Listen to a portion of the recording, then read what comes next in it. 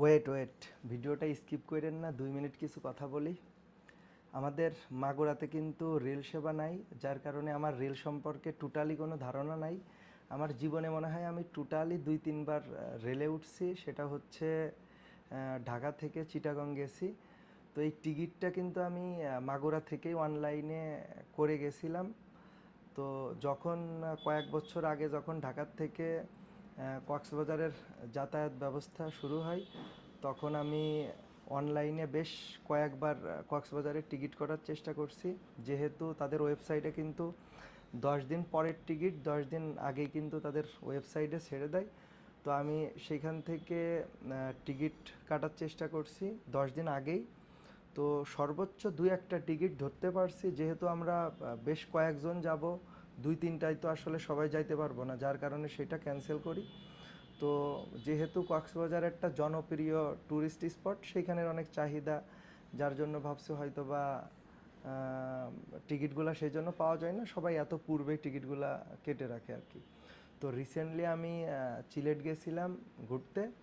তো যাওয়ার পর এখন যেহেতু দেশের যাতায়াত ব্যবস্থা, রাস্তাঘাটের অবস্থা খুবই খারাপ, তো যেতে অনেক কষ্ট হয়েছিল, যার কারণে আমি সিলেট পৌঁছানোর পরপরই ভাবি যে অনলাইনে টিকিটগুলা করে নিই। তো আমি সিলেট থেকে ঢাকার টিকিট কাটতে যেয়েও দেখি টোটালি কোনো টিকিট নাই, 10 দিন পরের টিকিটই নাই। তখন আমার মনে একটু খটকা লাগে, তখন আমি ভাবছি যে কী ব্যাপার, এখন কি অনলাইনে টিকিট সেল করা অফ হয়ে গেছে বা এমন কি না কি সমস্যা। তো আমি সেই রাতেই 2-3 দিন আগেই, ফেরার 2-3 দিন আগেই সিলেটের রেল স্টেশনে চলে যাই। তো সেখানে যে আমি টিকিট কাটতে যাই, তো আমার সামনেই দেখি একটা অফিসার ছিল, পুলিশ অফিসার। সে আমাকে বলে কি সমস্যা, তো আমার টিকিট দরকার, বলতেছে টিকিট তো এখন পাবা না। আমি বলতেছি কেন স্যার, পাবো না কেন? আর তার সাথে অনেক রকম কথা হয়, আর আমি তারে তখন এইটাও বলি যে আমি এভাবে 10 দিন পরের টিকিটও কাটতে গেলে দেখাচ্ছে টিকিট নাই, একদমই টোটালি এমটি হয়ে গেছে। তখন সে আমাকে বিভিন্ন রকম এলোমেলো আর কি যুক্তি দেখায়। তার যেহেতু সে একজন সম্মানীয় ব্যক্তি, তার সাথে আর তেমন আমি কথা বাড়াইনি। তো তখন আমার মনে একটু খটকা লাগে, তো আমি আশেপাশে একটু জিজ্ঞাসা করি চায়ের দোকান বা যে সিএনজি ড্রাইভারগুলি আছে। তো তারা বলে যে দেখেন যে অফিসারগুলো আছে ডিউটিরত, তাদের সাথে কথা বলে আপনি টিকিট পাইলে পাইতে পারেন। তো আমি যে অফিসার, তার সাথে তো যে অফিসারের সাথে কথা বলছিলাম তার কাছ তো আর বলতে পারি নাই, অন্য একটা অফিসারের সাথে সাইডে যেয়ে কথা বলি যে স্যার আমি এইভাবে মেয়ে ছেলে নিয়ে আসছি, তো আমি এইভাবে 2 দিন পর ব্যাক করতে চাচ্ছি, তো টিকিটের ব্যবস্থা কি করে দেওয়া যাবে কি না। তো তখন সে অনেক রকম ইতস্ততা বোধ করে পরে বলতেছে যে টিকিট ম্যানেজ করে দেওয়া যাবে তোমাদের, অনেক সময় আমাদের অফিসারদের জন্য টিকিট করে রাখা হয়, যারা অনেক সময় তারা যায় না, সেই টিকিটগুলো তোমাদের দিতে পারি। আমি বলতেছি স্যার আপনি যেভাবেই দেন আমাদের টিকিট দিলেই হবে আর কি। সে তখন আমাদের নাম্বার দেয়। তো আমি নাম্বার নিয়ে চলে আসি। তো যেদিন আমরা ব্যাক করব, সেদিন সে আমাদের অনেকবার ফোন দেয়। আমরা সিলেটের একটা ট্যুরিস্ট স্পটে গেছিলাম, তো আমাদের মোবাইলে টোটালি কোনো নেটওয়ার্ক ছিল না।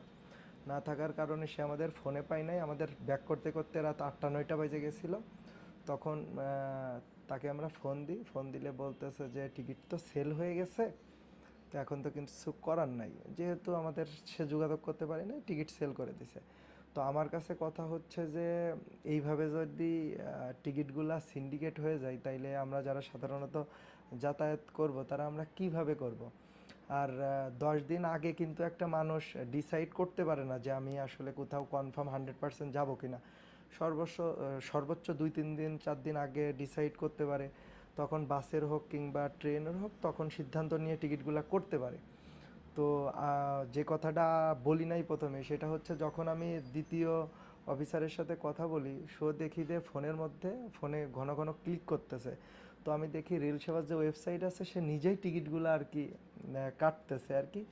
তো তারা এইভাবে টিকিটগুলো পূর্বেই কেটে রাখে, সবাই করে না আর কি, আমি যেটা দেখছি আমি তার কথা বলতেছি। তারা পরবর্তীতে হয়তো বা এইভাবে টিকিটগুলো সেল করে। তো আমি আমার কাছে কথা যে এইভাবে 10 দিন আগে কিন্তু টিকিট ছাড়ার কোনো যুক্তি নাই।